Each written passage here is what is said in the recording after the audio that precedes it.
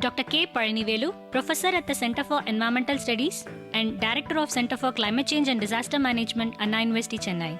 He obtained his PhD degree from Indian Institute of Technology, Madras, Chennai.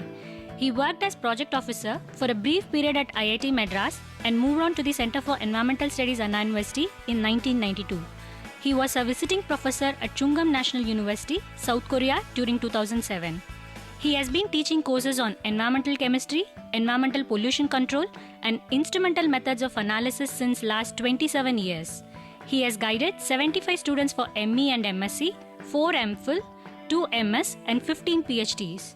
He has published 135 papers in journals and 90 in conference and symposiums. He has received several awards in national and international levels.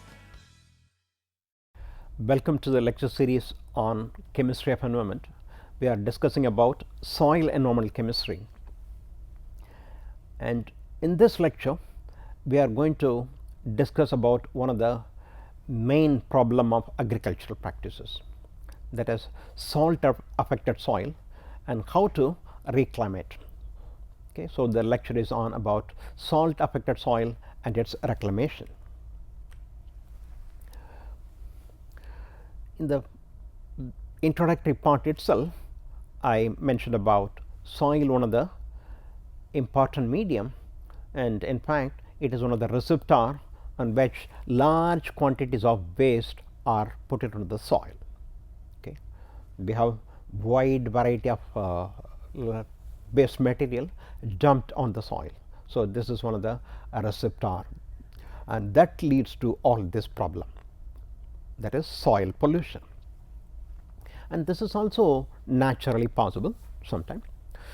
So, some regions where there is a limited precipitation, rain is not much, and high rates of evaporation, the downward movement of this water may be insufficient. Okay. So, to leach out all the salts or impurities present, water soluble salts present, and as a result what happens is the accumulate on the near the surface of the soil. So, wherever not much rain and leaching of this soluble salts is not possible, and these salts get accumulated on the soil surface. Okay. This is one of the main reason how salt are getting accumulated on the soil. And salt affected soils are quite common in arid and semi arid regions of the world. Okay. Not throughout, but wherever there is a region is arid and semi arid region, this is a possibility when there is not much rain. And when evaporation and evapotranspiration from the soil exceeded the downpour, percolation of rainfall over extended period of time, salinity related problem also arises. Okay. So, the evaporation, the water evaporation, evapotranspiration from the soil exceeded the downpour rainwater, definitely there is a mass balance, more amount of water is evaporated compared to the rainfall. Ultimately, the salinity related problem also arise with these type of regions. Apart from this, we have lot of issues like environmental pollution. For example, the possibility of soil accumulating salt is enhanced when the input irrigation water itself contains relatively high amount of salts. Okay. For example, in our country and the other places of the globe also, the two industries like tannery and textile industry, they contribute lot of salt, because in processing the hides in the tannery, similarly in the fixing the dye in textile industry, they use large amount of sodium chloride or sodium sulphate. After use, these are all discharged earlier and they contaminated the soil. Okay. So, naturally also possible, and this is enhanced suppose the industrial input effluent onto the soil is also very high, like sodium chloride effluent like a tannery and textile, they contribute huge and affecting the agricultural crop. So, coming to the salt affected soil, how we can classify the soil based on the salt concentration, etc. And for this we should be familiar with certain parameters connected to the salt. And usually the salt affected soils are based on the value of pH, electrical conductivity of the soil, ESP exchangeable sodium percentage, and SAR sodium absorption ratio. So, these are the parameters normally measured for soil, and the salt contamination is assessed based on this value. In fact, the electrical conductivity measures the ionic content and measured on a saturated extract. Okay. The water is either 1:10 or 1:5 part, and the water extract is measured for the electrical conductivity, which measures the ionic content of both cation and anion present, okay, normally in decisiemens per meter. This is a unit for soil, and this is one of the very important parameter, electrical conductivity, which give you the ionic concentration of the different ions. The other one is ESP, exchangeable sodium percentage, and actually this is a fraction expressed as a percentage of exchangeable sodium ions when compared to the total cation exchange capacity. See, cation exchange capacity that comprises of sodium, potassium, calcium, magnesium, etc. And to that, how this sodium percentage, what is the percentage of the sodium is 1. So, sodium ion concentration divided by cation exchange capacity into 100 will give you the ESP value, exchangeable sodium percentage.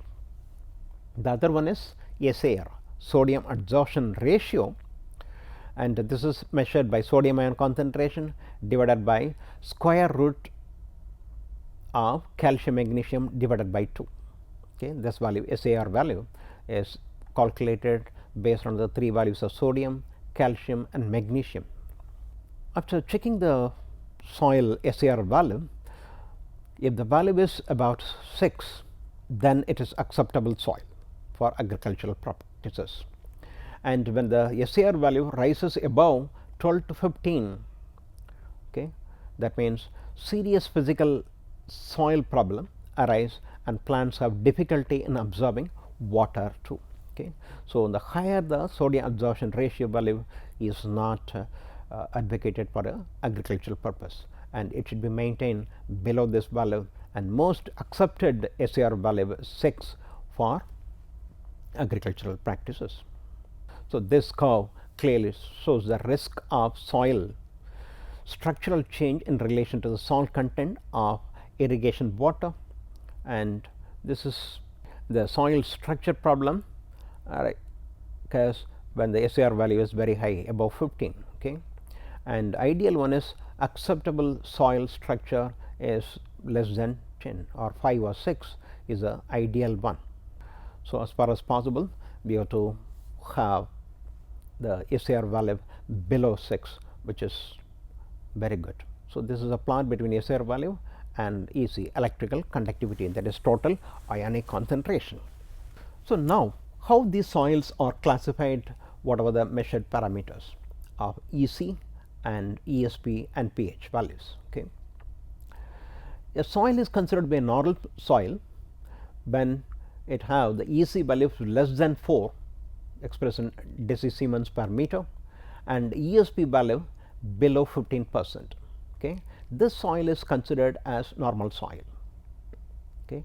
The value 4 and less than 15, ESP value less than 15 is considered as normal soil.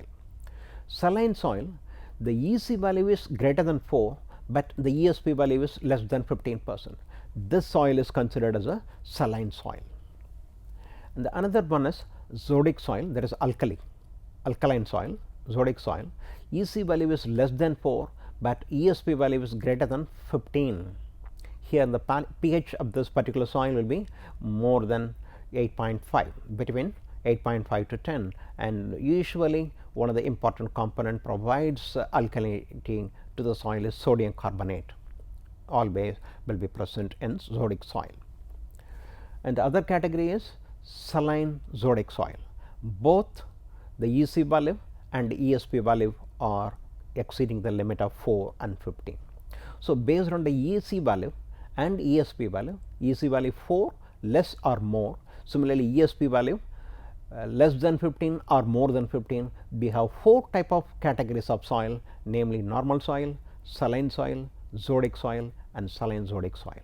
So, it is very very important to measure the soil EC value and ESP value, that will tell you what type of soil is. In the case of saline soil, that is soil containing sufficient neutral soluble salt, not alkaline or acidic, usually a neutral soluble salts like sodium chloride or sodium sulphate to adversely affect the growth of the most of the crab plants. This is called saline soil, and the soluble salts are mainly sodium chloride and sodium sulphate associated with this salinity. But saline soils may also contain appreciable quantities of other salts like chlorides and sulphate of calcium and magnesium too.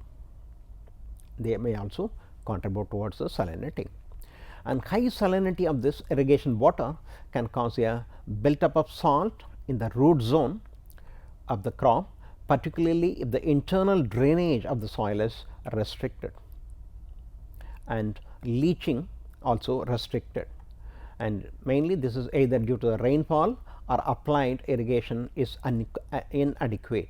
So, this will cause you built up of salt near the root zone. So, no proper drainage and leaching also not much, and usually saline soil tend to dominate in arid and semi arid regions. Salinity will be the dominant factor in these type of regions. So, mainly saline soil is due to sodium chloride and sodium sulphate actually present in the soil. Coming to zodiac soil, it containing sodium salts capable of alkaline hydrolysis, and mainly the contributing chemical is sodium carbonate. This is a material usually present in zodiac soil contributing to alkalinity. Groundwater containing carbonate and bicarbonate is also one of the main contributing factors to convert the soil into zodiac soil. So, the water used for irrigation, if it contains carbonate and bicarbonate, ultimately that will be converted to sodium carbonate again, and that also contribute to zodiac. Zodiac soil tend to dominate in semi arid and subhumid regions. Okay. This is a problem in this region, zodiac soil. So, what are the problems if salt accumulation, whether it is zodiac soil or saline soils? What are the problems, why the plant growth is affected? The effects of salts on plants are reduced, that is transpiration and retarded growth whenever salt accumulation is there, producing smaller plants with the fewer and smaller leaves. So, retarded growth is what the main thing affected with the salt affected soil. Whenever agricultural crop is cultivated with the salt accumulation, this is a problem, retarded growth. Why this is happening? At elevated salt concentration plants have to expend more energy as physiological response in order to maintain a constant water potential gradient between the root and the soil solution. So, the plant has to spend more energy to maintain the potential gradient between the root and the soil solution. Root also have solution, and soil, in the soil there is a solution. To maintain the potential gradient, because of the salt presence in this, it has to spend, the plant has to spend more energy, and so part of the energy is wasted, not used for the growth of the plant. This is a main reasons why the salt accumulated plant are not grown properly, or there is a retardation in the growth of the plants, including smaller leaves etc. will be smaller. So, this is one of the main issue. The other issue is nutrient ion imbalance, that is due to this excess amount of sodium ion will be present, and calcium deficiency, boron deficiency and hydroxide toxicity, I am sorry, boron and hydroxide toxicity will be a problem, higher concentration. Whenever sodium ion is there, so definitely due to the high concentration, calcium ion deficiency will be noticed by this plant. So, high concentration of particular ions like sodium in the soil solution can create a nutrient ion imbalance. For example, calcium deficiency is frequently absorbed in high sodium salts. This is again another problem. So, because of the calcium deficiency also, the plant growth is retarded. And apart from this, boron and hydroxide toxicity with this. Another major problem is peptidation of the soil. So, what is peptidation? And peptidation is dispersion of clay minerals in the soil and becomes impervious to water movement. Okay. This is one of the main problem associated with this salty soil, peptidation of soil.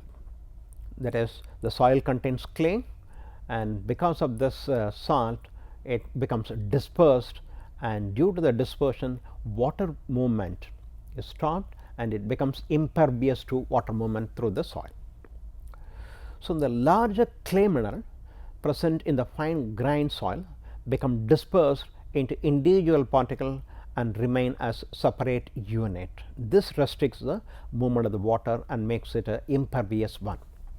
So, the problem becomes acute for zodic and zodic saline soil, wherein large, that is hydrated monovalent sodium ion contributes most of the dispersion of the clay mineral, resulting in losing its soil structure and becomes highly impervious to the movement of the water. So, this is one of the main problem associated with salt containing sodium ion, that is especially in the zodic and zodic saline soil. If you see some other effects of this soil sodicity on soil, low hydraulic conductivity, that is conceivably due to the blockage of pores by dispersed colloidal particle, that is the peptidation things. Okay. Hydraulic conductivity is also low, that is the impervious nature. The downward movement of the dispersed material leading to the formation of clay pan, which can limit root development, and drainage also blocked. Okay. Root development as well as drainage is also blocked. Unfavorable soil consistency and hard when drying and plastic sticking, and that is and sticky when moist. Such soils are very difficult to work with for agricultural practices. Low resistant to slacking, that is easily leading to the formation of surface crust, which hamper water infiltration and plant emergence out of the soil is also noticed a difficulty.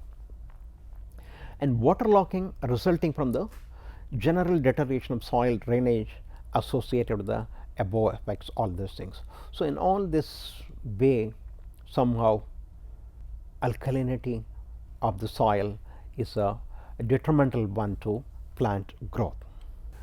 These salts of sodium chloride or sodium sulphate, sodium carbonate presents contaminated soil and retard the plant growth, make the agricultural field unsuitable for cultivation. So, we have to do something, we have to reclaim the soil and make it fit for agricultural purposes. Okay. So, how to do this? We will, for this, especially both for the saline and zodic soil, what are the ways available to remediate it, we will see. And remediation depends on the situation and the specific properties of the salt affected soil. So, what is the type of contamination? First we have to assess and accordingly decide about the amendment or reclamation of the soil. Therefore, a number of technologies that can be applied for the reclamation depends on what type of, first we have to assess what type of contamination or what type of salt it is. And the simplest remediation procedures involves flushing the salt in saline soil with water that itself low in salt. So, saline soil can be easily remediated with water which is low in salt. Use almost a surface water, not a groundwater. Groundwater is mostly all contaminated nowadays. So, go for surface water which is low in conductivity value, or some other special water which is low in conductivity or salt, that if you wash the alkaline saline soil, because sodium chloride, sodium sulphate or neutral salt can be easily washed away with the water.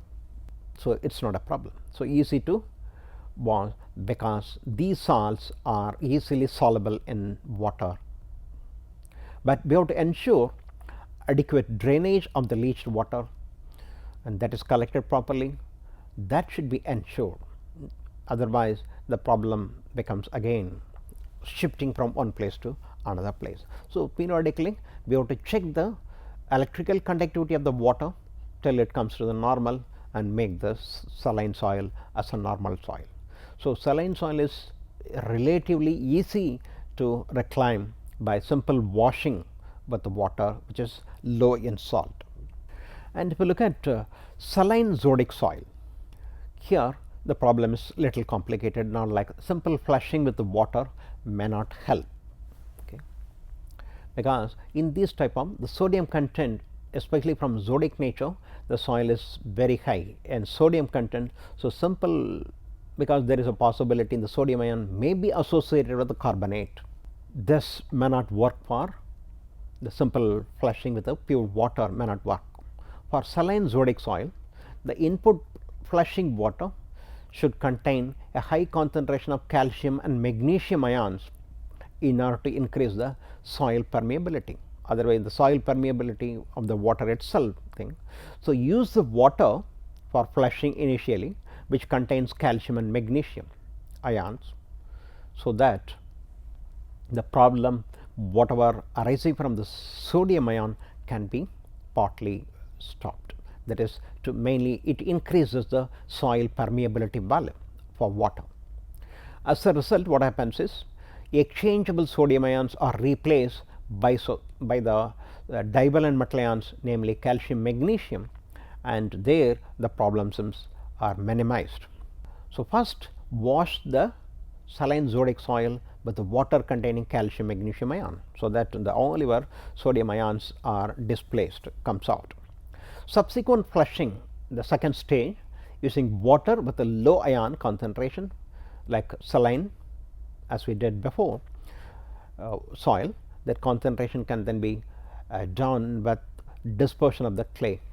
Here if you use calcium magnesium ions, the dispersion or peptidation of the clay particle is minimized. There is no peptidation if you use calcium magnesium ion. So, this can be done without dispersion of the clay, the second stage, in order to bring the conductivity into the normal range of the soil. So, saline zodic soil requires two stages of flushing with the water. First, wash the water containing calcium magnesium, and in the second stage almost a pure water which is low in conductivity, no salt addition. So, if you do this way, we can overcome the salinity as well as zodic nature actually present in the soil. Two stage cleaning. Coming to the zodic soil, here the problem is different, and in the contribution of this impurities mainly in the zodic soil is high concentration of sodium ion and alkalinity due to the presence of carbonate ion. Okay. So, here in this zodic soil, it is necessary to remove both these species, both the sodium ion and carbonate ion has to be removed from the soil. Then only we can completely make the soil as a normal soil. So, there are various options available for zodic soil reclamation. That is, one treatment is to add the soil large amount of gypsum, that is calcium sulphate, and maintain a moisture condition on the soil. So, gypsum with a moist condition may convert this salt of sodium carbonate as per this equation into calcium carbonate and sodium sulphate under moist condition. So, the calcium sulphate here reacts with the sodium carbonate to produce water insoluble calcium carbonate. This becomes calcium carbonate which is not soluble in water, and whereas the sodium sulphate becomes soluble in water, that is leached out very easily. So, simultaneously a large fraction of sodium ion on the exchange site is replaced by calcium ion originally actually present. Then the soil can be flushed with the water low in conductivity value to remove the soluble sodium sulphate, that is one. So, by this way we can convert the zodic soil into normal soil, that is addition of gypsum is one of the way with the proper moist condition, as per this reaction and then flush out the water soluble sodium sulphate out of the salt and bring the soil as a normal one. Also, we can go for another way is elemental sulfur addition. The yellow color sulfur element can be added to the soil. Again, the addition will convert the sulfur, and especially in the soil there are soil bacteria and which can convert the sulfur into sulfuric acid. In the presence of aerobic conditions, oxygen is available, and so the sulfur will be microbiologically oxidized or converted into sulfuric acid. Okay.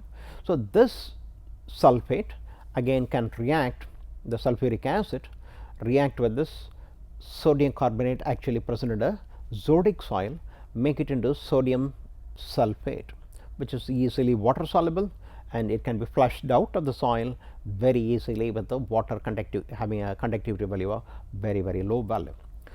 So, this is another option of remediating zodic soil by elemental sulfur addition.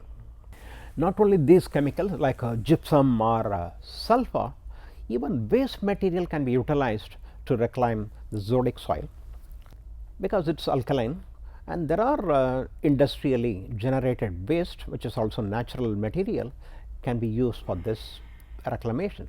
One of the material is pressmud from sugar industry. There are many industries, they generate cheap acidic industrial waste which may be available and which can be profitably used as a zodic soil improvement. So, one such material is pressmud, normally coming from sugar industries, and this pressmud can be used for soil improvement, especially for zodic soil. And if you look at the pressmud, it contains either lime or sometimes gypsum, okay, depending on whether the sugar factory is adopting carbonation or sulphatation process for the clarification of the sugar juice. Okay. Depending on this, either you may get a lime or gypsum. Both are very good in reclaiming the zodic soil, as explained before, that may remediate it. Not only this, it also contains organic matter, considerable amount of organic matter is also present, which is again very good for soil. So, in the way pressmud provides, remove this zodic nature alkaline soil, and at the same time also provide organic matter which is again required for very good healthy condition. 5% organic matter is required, that also supplements. So, the managing sodicity of the soil is very important, and again this is similar to managing the salinity and minimizing sodium level in an applied water wherever possible. The input water applied to the agricultural feed, the sodium content should be minimum. That is one way, and this is likely to include sourcing low sodium diluted water and minimizing the sodium in feed stock. Okay. Dairy industry wastewater where sodium value is very low can be utilized for this purpose, waste utilization, and regularly apply gypsum at rates determined from the results of regular soil chemistry analysis. What is the regular soil chemistry? Accordingly, the gypsum may be added, and usually it is applied from 1 to 5 tons per hectare of the soil. Normally from 1 to 5 years this can be applied, gypsum to the soil, and provide good surface drainage to divert excess irrigation and rainfall runoff. So, the drainage system also should be very good to manage the sodicity, and grow crops that are more tolerant of elevated soil sodium level. Sodium tolerant crops should also we have to go for, and raise soil organic level also, as I mentioned before, the pressmud, that also helps in managing the sodicity of the soil. Salt affected soil is not good for agricultural practice, and this has to be managed. Many part of the world, sodium level, that is as a sodium chloride or sodium sulphate as well as sodium carbonate is increasing and makes the soil becomes unfertile or not suitable for agricultural practices. So, this has to be remediated. Okay.